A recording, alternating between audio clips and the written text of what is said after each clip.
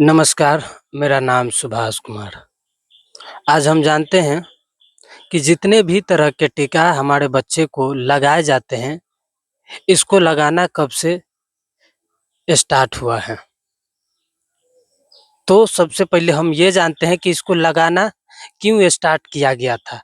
क्या ऐसा कारण रहा कि पोलियो का टीका या रूबेला का या इन्फ्लुएंजा का या डिप्थेरिया, हेपेटाइटिस बी का या खसरा का, इन सारे बीमारियों का टीका लगाना स्टार्ट हुआ, तो इनको लगाने का कारण क्या था?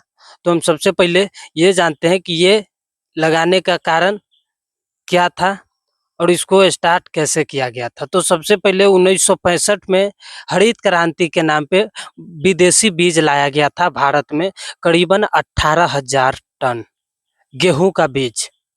और उसी समय भारत में कुछ ऐसे कीड़े-मकोड़े आते हैं जो फसल नष्ट करने में अव्वल किस्म का था।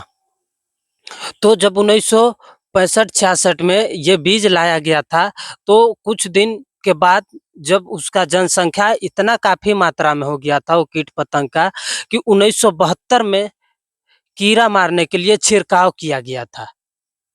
और छिड़काव किया गया था, उसमें कौन-कौन सा केमिकल था? तो उसमें जो केमिकल का छिड़काव किया गया था, वो था एंडोसल्फान, मैलाथियान, हेक्साक्लोराइड। ये तीनों केमिकल इतना खतरनाक केमिकल था कि उस समय इसके संपर्क में जो भी प्रेग्नेंट लेडीज़ आया था, उसका बच्चा पोलियो ग्रसित पैदा हुआ। इसके कारण से पोलियो का टीका या जितने भी तरह के टीका था, वो लगाना कंपल्सरी किया गया था।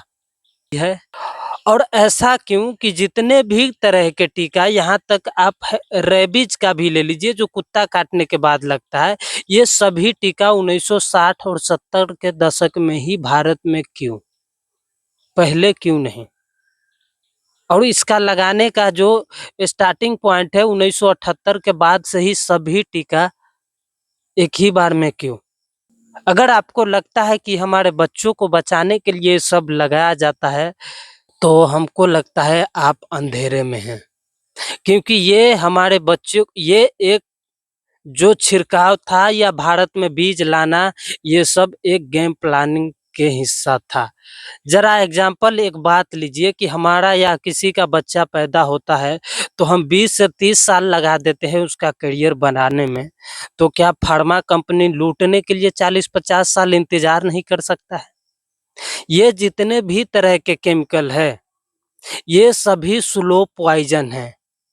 लगने के बाद जितने भी टीका लगता है, ज़्यादातर बच्चा बीमार होता है और बीमार होने के बाद जितने भी तरह के टीका है, ये तो दिया जाता है फ्री में, लेकिन जब फ्री में लेने के बाद बीमार पड़ता है, तो उसके इलाज के लिए आपको घर, ज़मीन गिरवी रखना पड़ता है, बेचना पड़ता है, कर्ज़ लेना पड़ता है।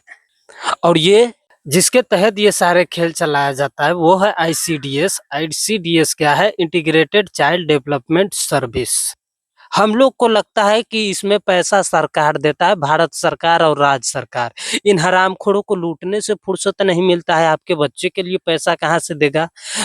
जितना भी भारत में टीका या कोई भी तरह का टीका लगता है, इस सभी का फंड रॉकफेलर फाउंडेशन देता है, जिसका ये पूरी फार्मा कंपनी है। अगर आपको लगता है कि भारत सरकार या राज्य सरकार के आप राज्य सरकार को आपके बच्चे को चिंता है, तो आप बिल्कुल अंधेरे में हैं, क्योंकि भारत में सबके सब दलाल बैठे हुए हैं, किसी को किसी के बच्चे का चिंता नहीं है। जाग जाइए, वरना अभी तो ये और भयंकर लेवल पे जाने वाला है। अभी अपार कार्ड जो स्कूल में बना है, स्कूल ये बात कह रहा है कि या जब तक तुम्हारे पास अपार कार्ड नहीं होगा, तुम पढ़ नहीं पाओगे। आगे चल के ये भी कहेगा कि तुम अगर वैक्सीन नहीं लोगे तो पढ़ नहीं पाओगे। अगर अभी नहीं जगे, तो आने वाला समय में आपका जनरेशन आपका नहीं होगा, आपकी औलाद। धन्यवाद, नमस्कार।